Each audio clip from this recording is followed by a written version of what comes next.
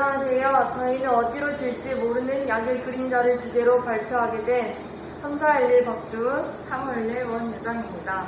지금부터 발표를 시작하겠습니다.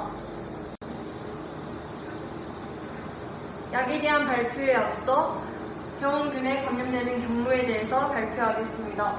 먼저 병원균이란 동물의 기생에서 병을 일으키는 능력을 가진 미생물을 말합니다. 그 예로는 세균, 곰팡이, 바이러스, 원생생물 등이 있습니다.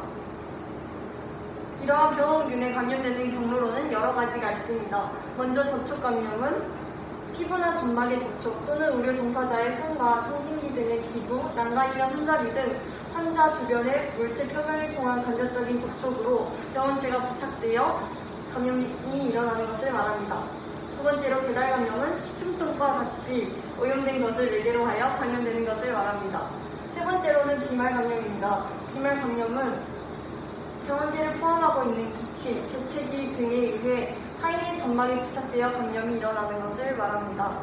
네 번째로 공기 감염은 비말로 공기 중에 흩어진 병원체가 호흡에 의해 입자가 흡입되어 감염되는 것입니다.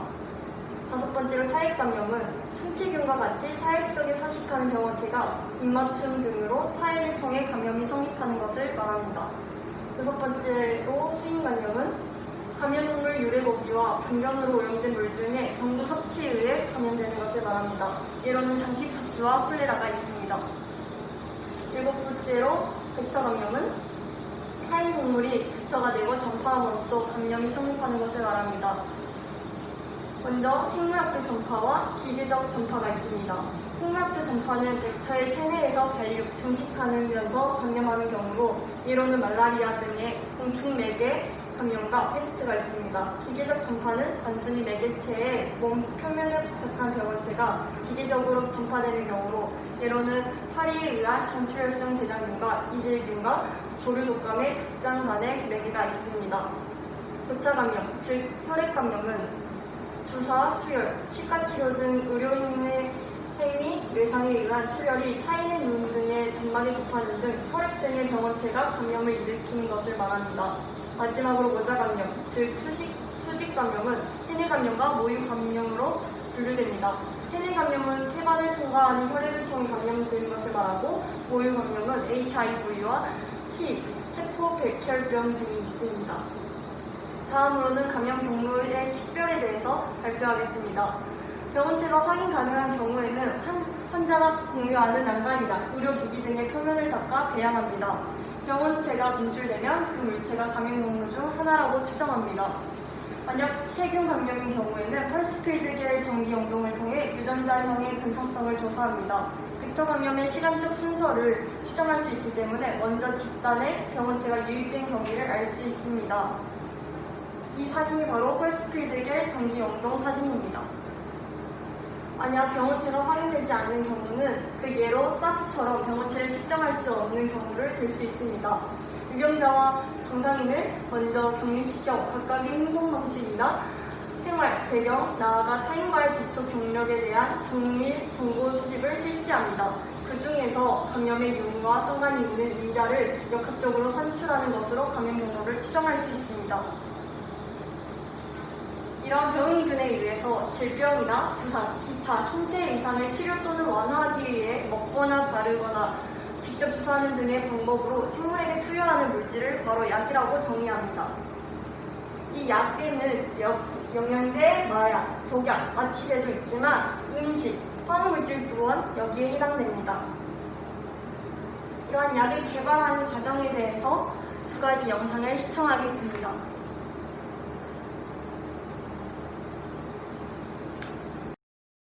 신약 하나가 만들어지는데 얼마나 걸리는지 여러분은 혹시 아시나요? 신약 개발은 10년 이상의 장기간이 소요되고 성공 가능성도 평균 0.01%로 상당히 낮습니다. 거기다 1에서 3조의 엄청난 자본이 투자되죠. 그럼에도 불구하고 신약 개발은 성공하면 막대한 부가가치를 창출할 수 있어 대표적인 하이리스크 하이리턴 산업이라 할 수 있습니다. 기존에 없던 치료제 개발로 인류 건강에 기여하는 것은 물론이고요. 이러한 신약 개발은 어떤 과정을 거치게 될까요?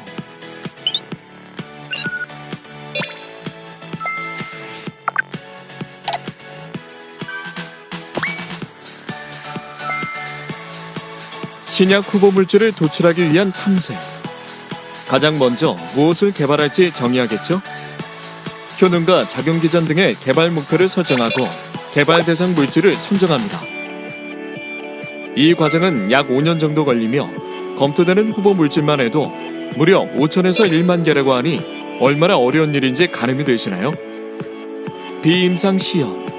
후보 물질 중 약 50개 정도가 이 단계에 진입합니다. 동물 실험을 통해 시험약이 지니는 부작용 및 독성을 알아보는 안정성을 확인합니다. 이제 비임상 시험 후 임상 시험 허가 신청을 통해 신약 후보 물질이 임상 테스트를 거치게 됩니다. 임상 시험은 임상 1상, 임상 2상, 임상 3상 등 몇 가지 단계로 구성되어 있습니다. 임상 1상. 임상 1상은 비임상 시험에서 동물에게 테스트한 신약을 사람에게 최초로 평가하는 과정입니다. 때문에 안정성을 검증하는 것이 가장 중요하겠죠. 임상 2상. 본격적으로 약의 효능을 알아봅니다.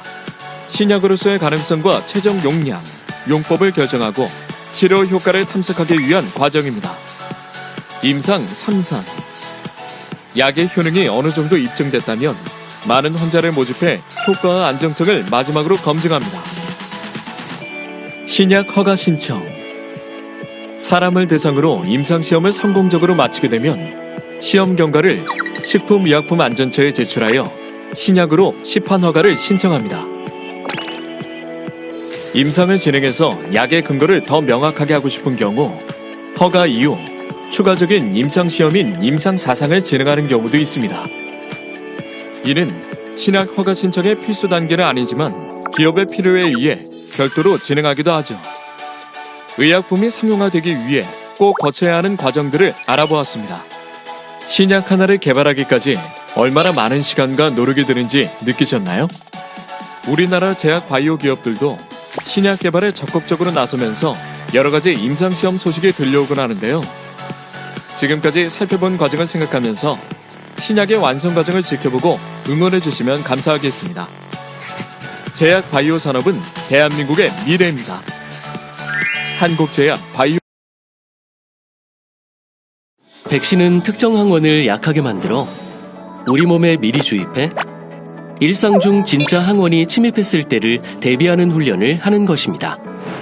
백신을 맞고 컨디션이 안 좋을 수 있다는 주의사항 들어보신 적 있으실 텐데요. 약하게 만들긴 했지만 어쨌든 우리 몸에 들어온 바이러스나 세균 때문인 것이죠. 우리 몸은 침입한 항원을 기억해 같은 놈에게 2번은 당하지 않으리라 다짐했다가 똑같은 항원이 들어왔을 때 해당 항원만 공격할 항체를 생성할 수 있는 능력이 있습니다. 코로나19 사태로 백신 개발에 대한 필요성이 더욱 커지는 가운데 백신 개발 과정은 어떻게 되는지, 또 치료제 개발 과정과는 무엇이 다른지 살펴볼까요? 백신의 포인트는 하나, 어떤 항원을 예방해야 되느냐. 둘, 얼마나 강하고 얼마나 많고 얼마나 기억력이 좋은 항체가 생기느냐입니다.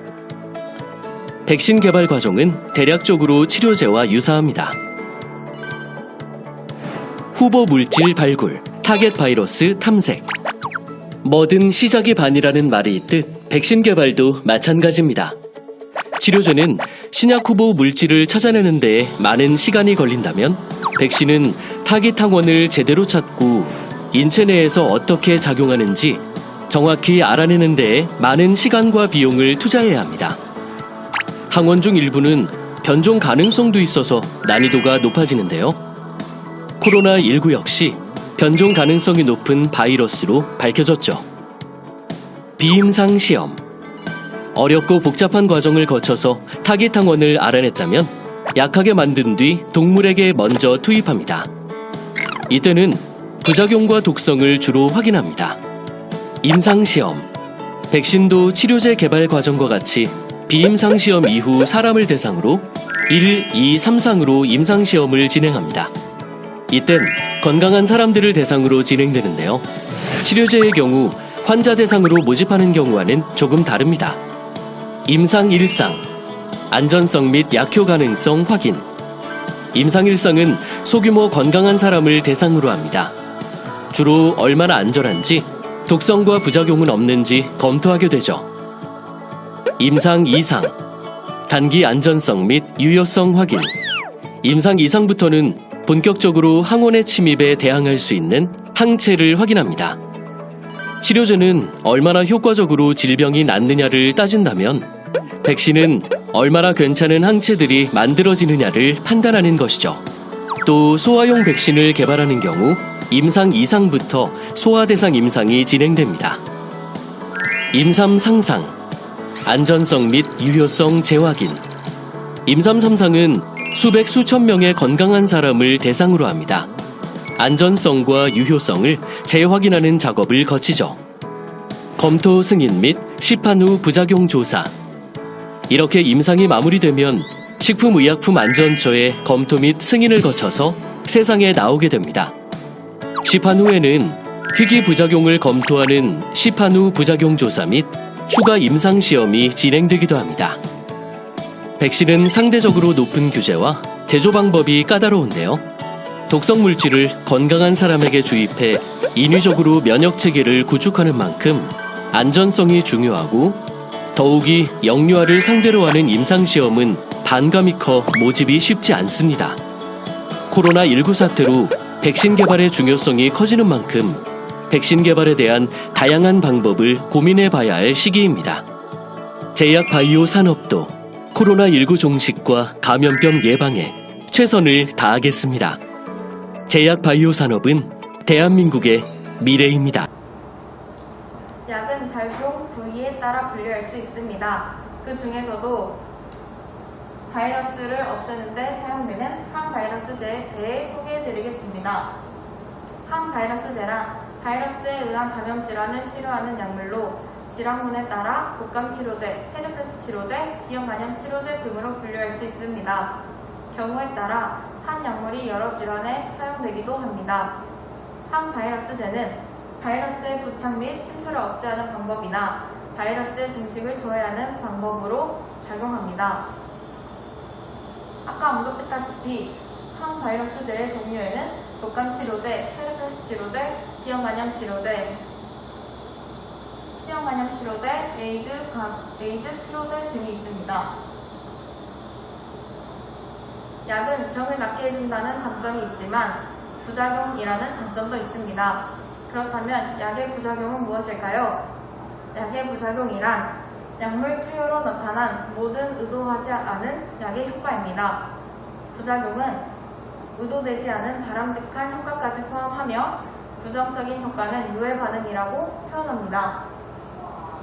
이 유해 반응은 A형 유해 반응과 B형 유해 반응으로 분류할 수 있습니다. A형 유해 반응은 의약품 자체의 특성에 의해 발생하며 발생률이 비교적 높고 다른 환자에게서도 증상이 나타날 수 있습니다. A형 유해 반응의 예로는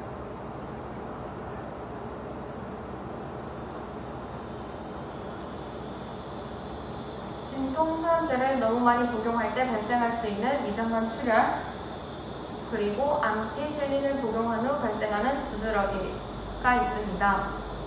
B형 유해 반응은 환자 개개인의 특성에 의해 발생하는 것으로 발생률이 낮아 예측하기 어렵습니다. 그리고 다른 환자에게서는 나타나지 않는 경우를 보이기도 합니다. 이 경우에는 페니실린에 의한 아나필락시스와 같이 개개인의 면역 기전에 의한 반응이 있습니다. 약의 부작용을 줄이는 방법에는 약물을 오남용하지 않는 방법도 있고 그 외에도 여러 가지 방법이 있습니다. 그 중에서 저희는 약물 전달 시스템 기술에 대해 소개하겠습니다. 약물 전달 시스템이란 드러그 딜리버리 시스템으로 DDS 기술이라고도 불립니다. 약리학적 활성을 갖는 물질을 다양한 물리화학적 기술을 이용하여 최적의 효력을 발휘하도록 세포, 조직, 장기 및 기관으로의 전달 및 방출을 제어하는 일련의 기술입니다. 기존 의약품의 부작용을 최소화하고 효능 및 효과를 극대화시켜 필요한 양의 약물을 효율적으로 전달할 수 있도록 제형을 설계하여 약물 치료를 최적화하는 기술입니다. 이 기술은 의약품 자체는 아니지만 의약품 못지않게 중요합니다. 약물 전달 시스템의 목적에는 첫 번째, 목적 부위에 도달하는 약물의 양을 높이는 향상된 생체 이용률. 두 번째, 보다 효과적인 치료가 가능하도록 하는 향상된 치료 효과. 세 번째, 목적 부위 이외의 곳에 전달되지 않도록 해 부작용을 줄이는 감소된 부작용. 마지막으로 환자의 약물에 대한 반응을 좋게 하는 환자의 순도 증진이 있습니다. 약물 전달 시스템 기술은 투여 경로 그리고 용도에 따라 분류할 수 있는데요. 투여 경로에 따라 분류를 하면 경구 투여형, 경피 투여형, 주사형, 폐흡입형, 점막 투여형으로 분류할 수 있고, 용도에 따라 분류하면 흡수 촉진형, 약효 지속형, 포적 집중형, 마지막으로 인텔리전트 DDS로 나눌 수 있습니다.